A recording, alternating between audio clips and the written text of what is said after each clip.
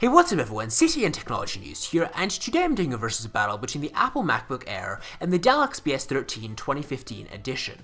So for a while the MacBook Air was definitely the king of thin and light notebooks, but for the first time, Dell actually does appear to be challenging Apple's supremacy for real. The XPS 13 actually is a 13.3-inch display and starts at only $799 for the baseline model. It has a new Intel Broadwell-based CPU, 4GB of RAM, and an 128GB solid-state drive.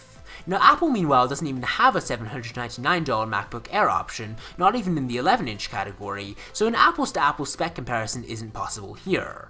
Plus, every MacBook Air does include a Core i5 CPU versus the Core i3 inside the baseline XPS 13.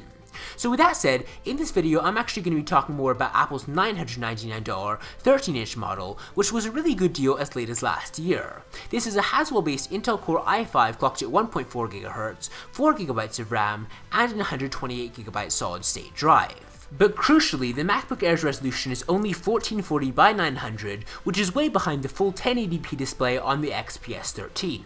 Now the XPS 13 definitely wins the categories in the RAM and resolution arena, but where it actually gets interesting is comparing aesthetics and battery life. The XPS 13 is a nearly edge-to-edge display with an impossibly small 5.2mm bezel on the top and sides. It's beautiful, sleek, and honestly, it's what the MacBook Air was several years ago. Besides the high resolution and besides looking stunning, it effectively makes the XPS 13 the overall size of a traditional 11-inch laptop. It's 23% smaller than the MacBook Air, and it actually weighs only 2.6 pounds. You really can't dispute Dell's claim of it being the smallest 13-inch on the planet. Even in battery life, which is an area the MacBook Air has actually typically done really well in, the Dell XPS 13 still wins. It actually gets 15 hours of battery life for the baseline 1080p display model, and that's beating Apple's 12 to 13 hours on average for the MacBook Air. And even with the touchscreen, the Dell XPS 13 performs admirably.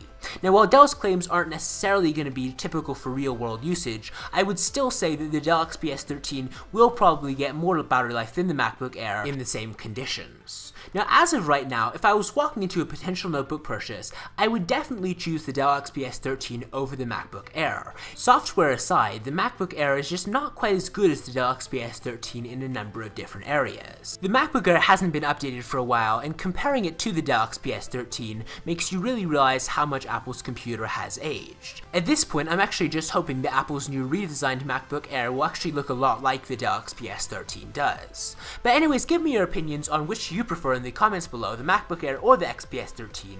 Give this video a thumbs up if you enjoyed it or you thought it was helpful, and I will see you next time.